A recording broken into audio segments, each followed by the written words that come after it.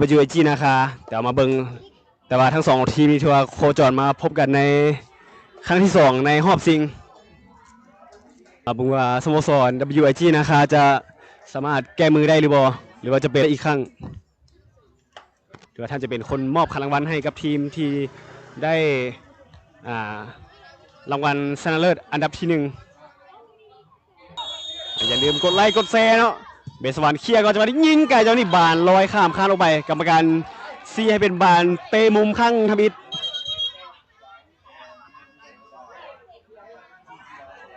เชือบานไปดาดปลายมือผู้รักษาประตูของ WIG นะคะเปิดเข้ามาจังนี้ได้ยิงหรือบอเป็นบานย้อนของ WIG นะคะ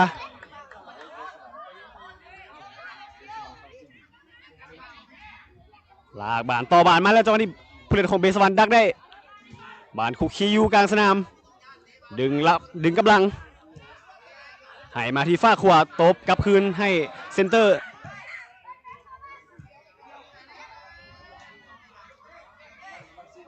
เอาตัวรอดได้ดีผู้เล่นของ WIG เป็นฝ่ายได้ข้อบานจะไม่ตบขึ้นไปโอ้โหอย่ามาสื่อสารกันพิพาทเบสวรรค์ได้ข้อบานแต่ว่าให้บานพลาดและกรรมการซี่เป็นบานฟาว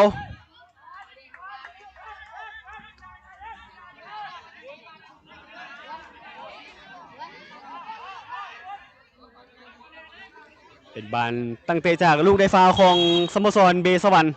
ผู้สาประตูเปิดยาวยงขึ้นมาเดี๋ยวผู้เล่นของ WIG นะครับปล่อยให้เป็นบานออกเป็นบานตั้งเตะจากหน้าประตูให้กันง่าย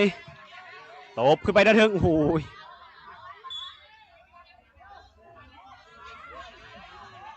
ถือว่าการสะพัดบานข้างสุดท้ายเป็นไปถือผู้เล่นของเบสวรรค์ไทยเป็นบานโยนของ WIG นะคะโยนเข้าไปจะได้ยิงหรือบ่ให้ขับคืนเคาะมาแดนกลางจังหวะนี้คุกคีอยู่หน้าประตูปั๊มบานกันและกรรมการซีเป็นบานฟาวเนาะเนื่องจากผู้เล่นของ WIG นะคะไปเฮดฟาวใส่ผู้เล่นของเบสวรรค์เป็นบานตั้งเตะจากลูกฟาวจะเป็นผู้รักษาประตูของเบสวรรค์ที่มาเปิดบานเปิดจังหวะนี้โหเป็นการยิงไก่เลยแต่ว่าบานลอยข้ามคานออกไปโอ้ถือว่ากองเชียร์คึกคืนกันแล้วทั้งสองทีมรู้สึกว่ากองเชียร์ของ WIG นะคะจะมาหน้าสนามกันเลยโอ้โหต่อบานขึ้นมาเจ้าดิยิงตบเข้ามาอีกครั้งหนึ่งบานลอยไปเข้ามือผู้รักษาประตูของเบสวรรค์กรรมการซีเป็นบานตั้งเต้นเนื่องจากว่าเป็นบานออกไปแล้ว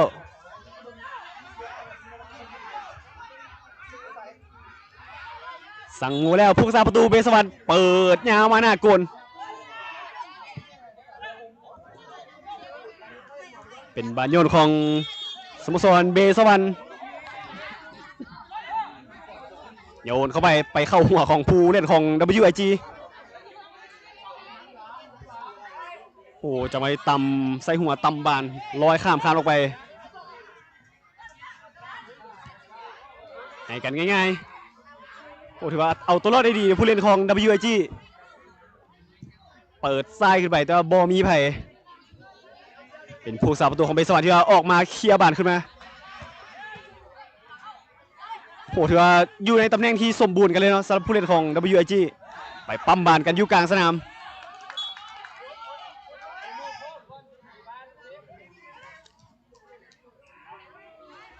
บานยนต์ของเบสวรรค์เปิดยาวขึ้นมาเป็นกองหลังของ WIG ที่ว่าเคลียร์บาดออกไป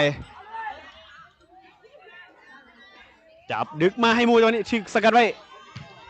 แต่ยังแก้ไขบานได้ดีผู้เล่นของเบสวรรค์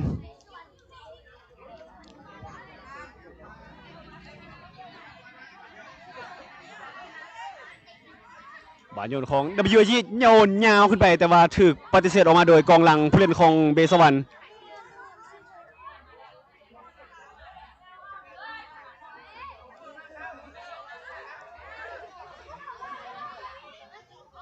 จอนี้โยนบาลมาเข้าผู้เล่นของเบสวรรค์ 2 ลูกหนึ่งจังหวะนี้ได้บอลผ่านบอลเข้าไปประกบ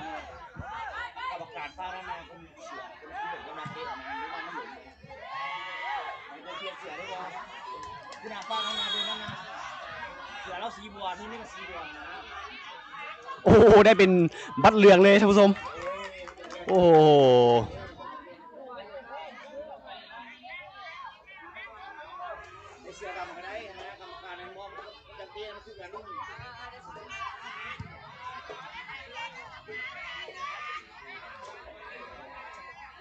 มาเบิ่งบานตั้งเตะจากลูกได้ฟาวของ WAG นะคะจะเป็นผู้เล่นของเบสวรรค์ที่ว่าได้บัตรเหลืองไปเมื่อกี้นี้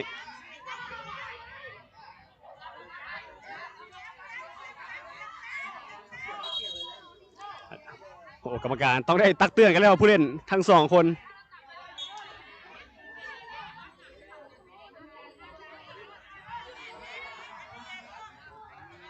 มาเบิ่งลูกยิงฟรีคิกของ WAG ยิงด้วยซ้ายจังหวะนี้โอ้โหผู้สับประตูเคลียร์บานขึ้นมาเข้าฝั่งของผู้เล่นของ WAG ไหลบานให้มูโอ้ยจังหวะนี้จับบานหลุด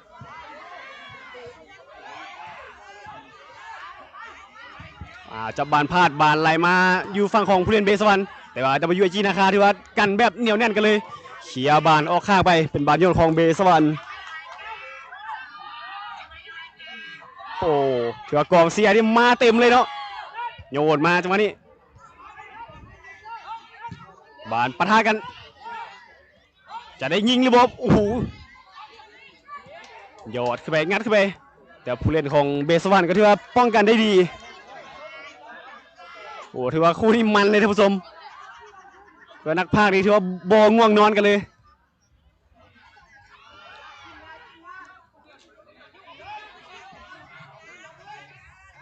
ไหลขึ้นมาที่ผู้สาประตูโอ้ยจังหวะนี้ไปเตะ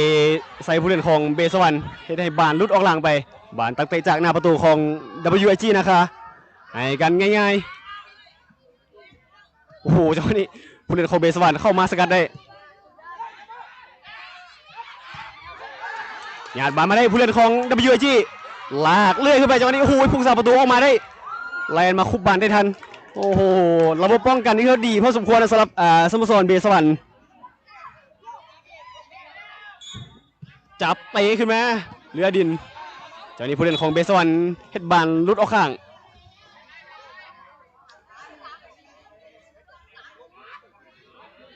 โยนมาให้มูโอ้ถือว่าต่อบานกันได้ดีโยนขึ้นไปกลางสนามจับบานได้จังหวะนี้จังไหนต่อเลือกยิงขวดจะไปติดบล็อกผู้เล่นของเบสวรรค์เลือกตัดสินใจเคลียร์บานออกข้างไปเลยผู้เล่นของ WAG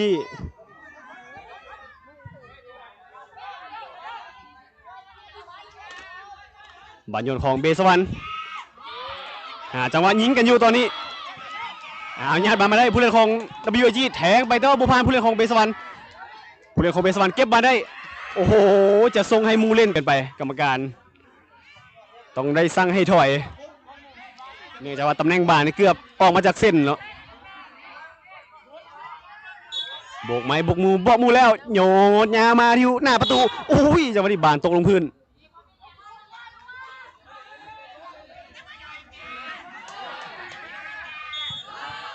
บานตั้งเตะจากหน้าประตูของ WAG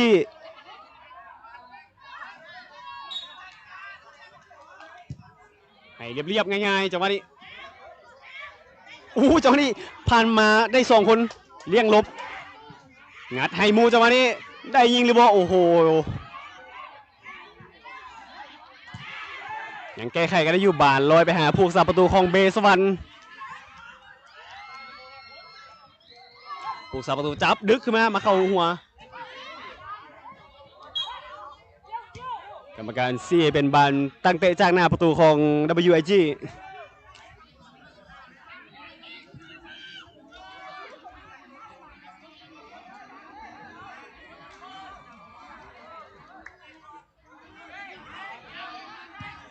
ให้กันง่ายๆ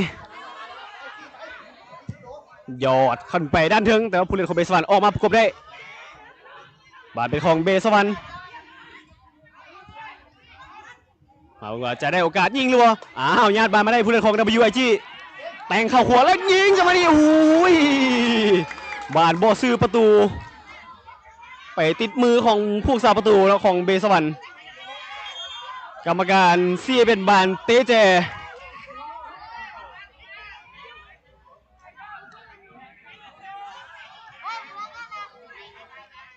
เบิ่งบานเตเจของ WIG เตะยัดเข้ามาติดผู้เล่นของเบสวรรค์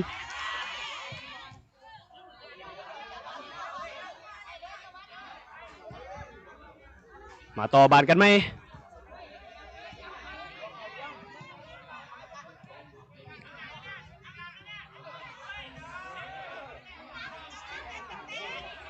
แหนมเบิ้งมูแล้วให้โอ้ยจังหวะนี้จับบานหลุดออกข้างไปเป็นบานโยนของเบสวรรค์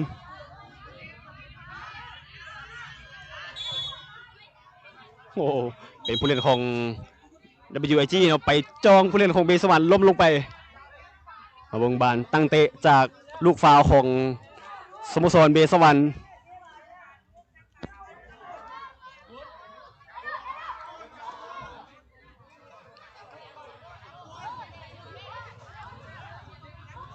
มาเบิ่งว่าจะได้รุ่นประตูหรือบ่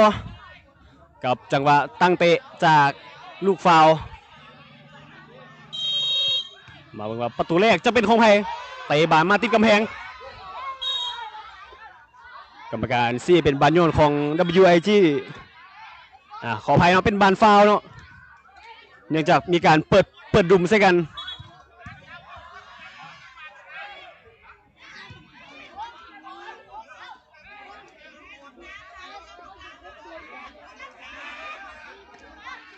มาเบิ่งลูกตั้งเตะจากลูกฟาวของ WIG คืนรอฟังสัญญาณจากกรรมการเป่าบกวีเริ่ม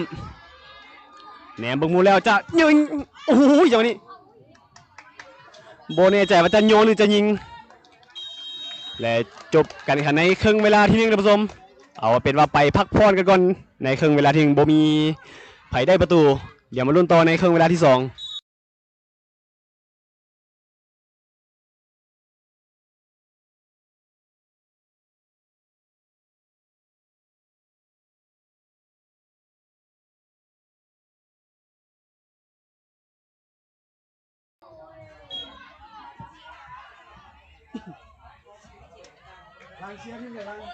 เจ้าท่านผู้ชมมาต่อกันในครึ่งเวลาที่สองท่านผู้ชมสำหรับการแข่งขันในครึ่งเวลาที่สองท่านผู้ชมถึงว่าในการแข่งขันถ้าบ่มีประตูเกิดขึ้นทั้งสองทีมจะได้ดวลจุดโทษกันเลยเพื่อตัดสินหาผู้ที่เป็นแชมป์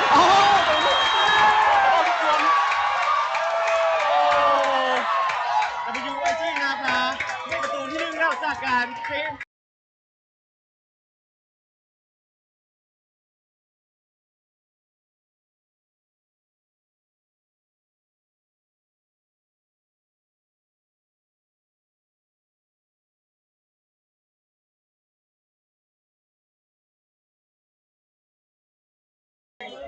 ผมแน่ใจว่าเป็นหมายเลขใดเพิ่งยังเห็นโอ้โหเบสวรรค์ฟ้าออกประตูคืนเลยน้องบิวเคสหมายเลข19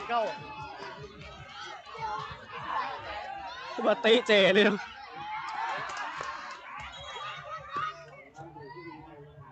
โอ้เสือภูสาประตูของ WIG นะคะจะได้รับอาการบาดเจ็บ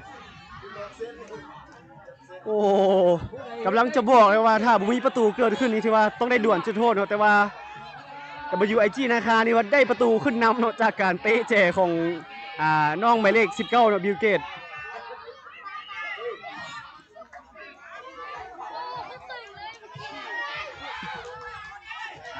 คือมาต่อในเกมกันอีกท่านผู้ชม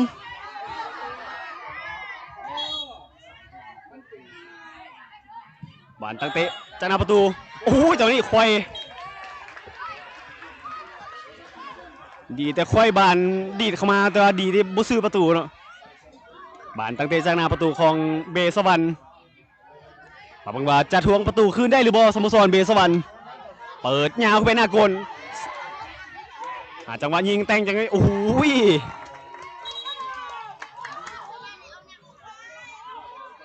รรมการ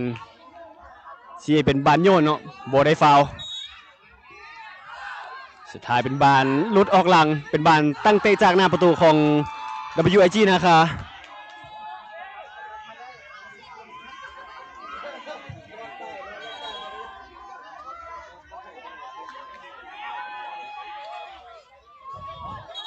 ก็ยังบทันนิ่งนอนใจที่เราสำหรับประตูทำอิฐประตูแรกโอ้กรรมการจะมาตั้งบานสูงเกินไปนะต้องให้ถอยไปอีกบานต่อจากหน้าประตูโยนมาเจ้านี้มาเข้ามือผู้สาประตูแต่ว่าบานกระเด้งกระดอนออกจะได้ยิงโอ้ยจะล้มเอิ้นฟาวแต่ว่าเอิ้นบ่ได้เราจังหวะนี้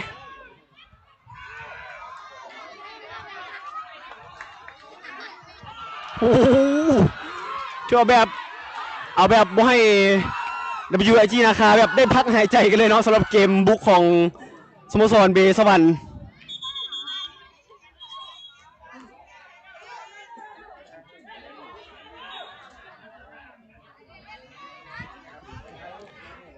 มาเบิ่งลูกตั้งเตะจากหน้าประตูของ WIG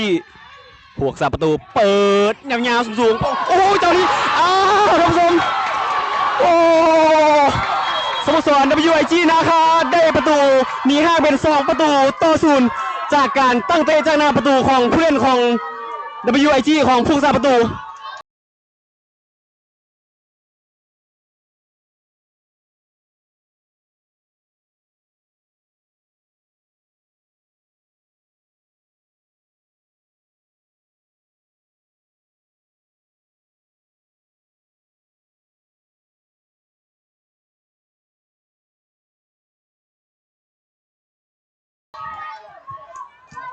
ก็ต้องการคืนแล้วจังหวะนี้จะได้คืนหรือเปล่าเพื่อนหนีห้าวไปเป็น2ประตูถือว่าเกมฮ้อนเกมเลือดแล้วเกมของเบสวรรค์บานมาเข้ามือของผู้สาประตู WIG โอ้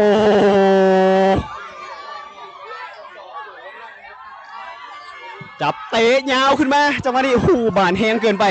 บานลุดออกหลังบานตั้งเตะจากหน้าประตูของเบสวรรค์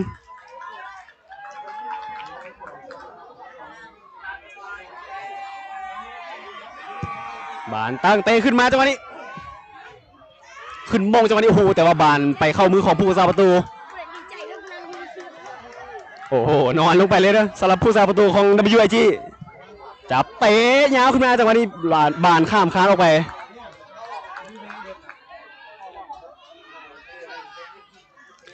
มาบังมา2ประตูที่เสียไปจะ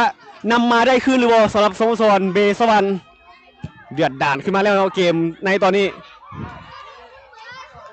โอ้โหรู้สึกว่าผู้เล่นของ WIG จะได้รับอาการบาดเจ็บเนาะไปถึกมือพวกเดียวกันหรือบอลลือแนวใด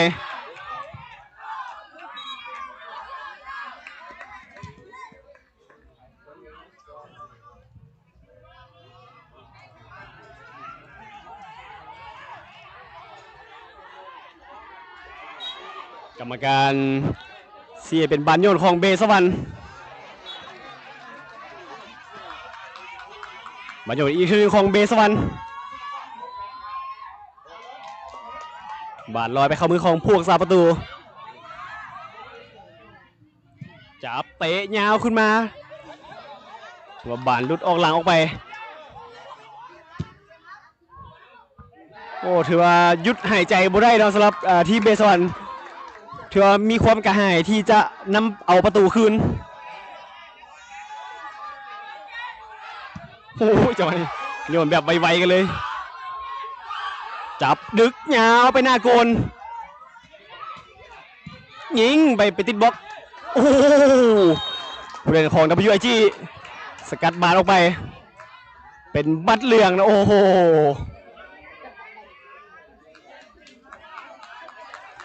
รู้สึกว่าจังหวะเมื่อกี้นี้ไปถึกบานก่อนเนาะ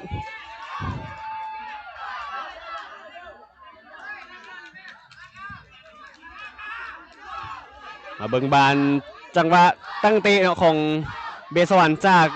ลูกได้ฟาว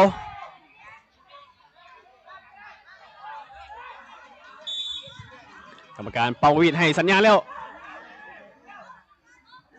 เกิดยังขึ้นนะผู้ชมกรรมการต้องได้โน้ตลายซื้อไปก่อน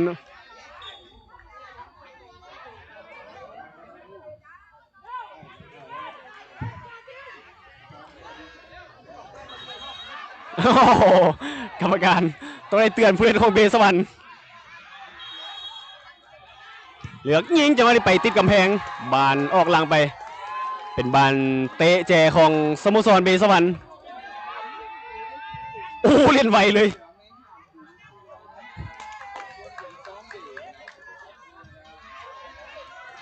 โอ้โหแบบกะเอาให้แบบบ่ได้พักหายใจกันเลยเนาะเกมของเบสวรรค์โอ้โหโยนไปเข้ามือของผู้สาประตู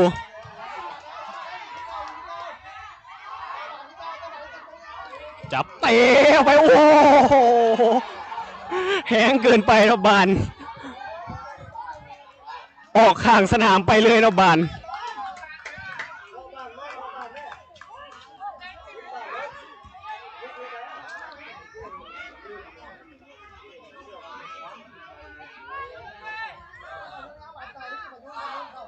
บานตั้งเตะของเบสวรรค์ขึ้นจังหวะนี้โอ้โหบานปล่อยเป็นบานออกหลังไปเนาะโอ้ถือว่ากองเสียของ WIG ตอนนี้ยิ้มกินแล้วตอนนี้เล่นท่าแล้วเปิดมาใส่หัวสกัดบาน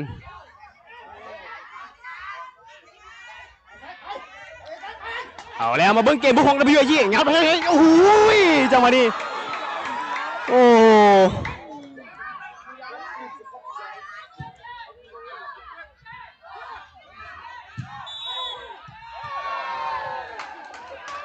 เป็นบานโยนของเบสวรรค์เอาแล้วเริ่มเล่นไวกันแล้วโอ้โหกรรมการต้องได้เตือนโยนบุกเข้ามาเตะซ้ายจังหวะนี้อ้าว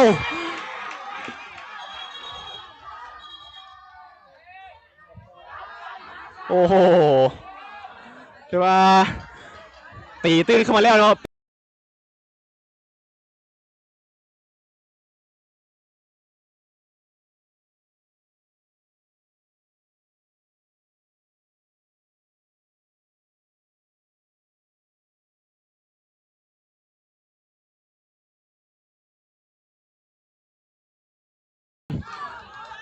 WIG นะคะถือว่าสกอร์ในปัจจุบันก็คือ2-1ยิงเดี๋ยวนี้ไปติดกำแพง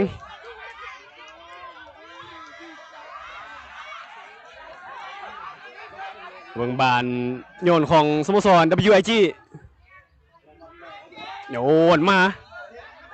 ผู้เล่นของเบสวรรค์สกัดได้โอ้โหบานเป็นผู้เล่นของ WIG เนาะไปยู่ผู้เล่นของเบสวรรค์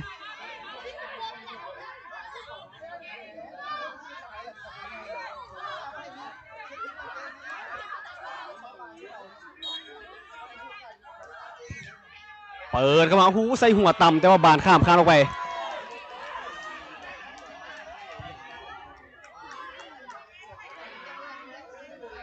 เป็นบานตั้งเตะของสโมสร WIG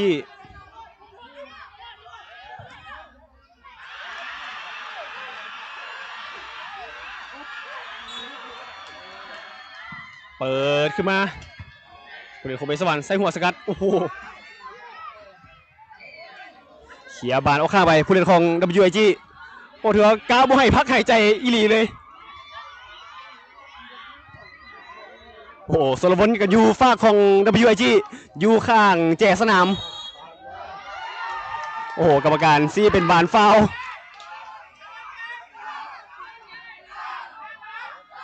บานตั้งเจจากลูกฟาวของ WIG เปิดขึ้นมาใส่หัวต่ำสกัดไปผู้เล่นของเบสวรรค์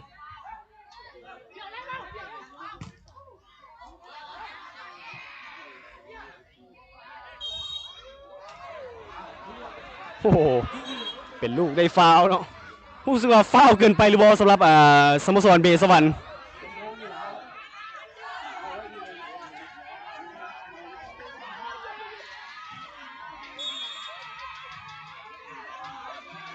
เราฟังเสียงสัญญาณจากกรรมการบานตั้งเตะจากลูกได้ฟาวของ สโมสรเบสวรรค์มาดูว่าจะได้ลุ้นประตูตีเสมอหรือว่าจากลูกยิงลูกฟรีคิกเปิดไปติดกำแพงโอ้โหเป็นบอลโยนของเบสวรรค์โยนไปจังหวะนี้โอ้โหสกัดบานออกเป็นบานเตะแจของเบสวรรค์เอาจังหวะนี้ได้หรือเปล่าอู้หูยเป็นผู้เล่นของ WIG เคลียร์บานออกไปก็มีบาดเสียวกันเลย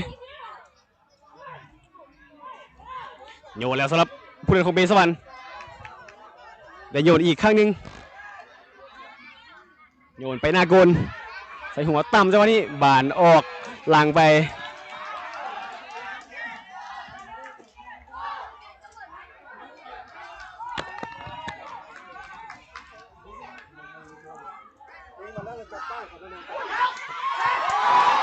โอ้โหจังหวะนี้โอ้ยมีเสียวกันเปิดขึ้นไปเปิดจังหวะนี้ไปติดกรรมการ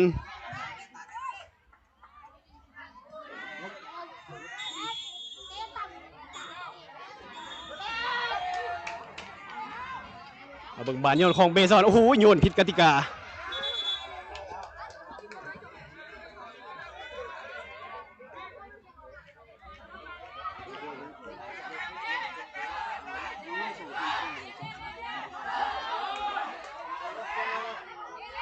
บานโยนของ WIG โอ้โหจังหวะนี้ได้ยิงขวาจังหวะนี้แบบได้เต็มได้ซาเต็มเลยแต่ว่าบานโบซื้อประตูเท่านั้นเอง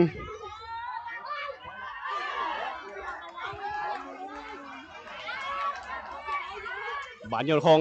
เบสวรรค์โอ้โหโยนแห้งเกินไป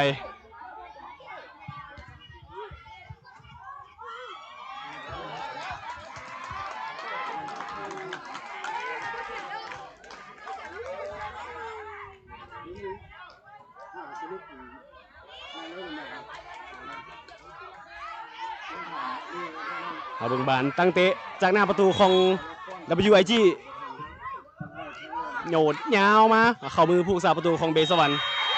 สุดท้ายเสียงมวีดจบการแข่งขันในครึ่งเวลาที่สองผลปรากฏว่าสโมสร WIG นะคะคว้าแชมป์เข้าไปแล้วท่านผู้ชมโอ้โหยินดีขอแสดงความยินดีนำ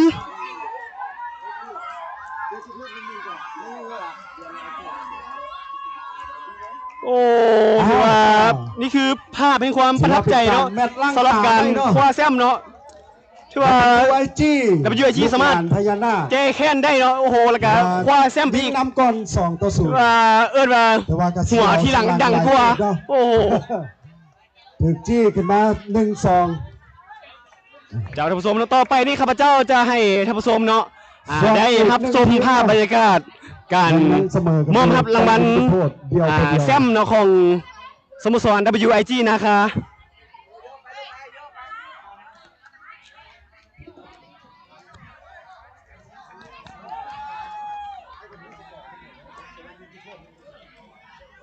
ส่วนว่าสนามที่2ท่านผู้ชม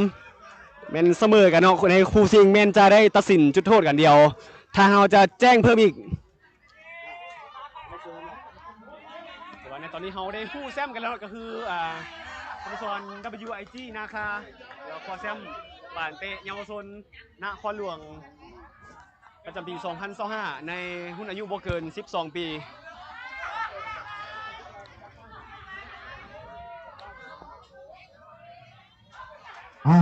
ในเวลานี้สโมสร WIG ขออนุญาตลาท่านผู้ชมไปก่อนนะครับสแตนบายท่าเนาะสแตนบายท่า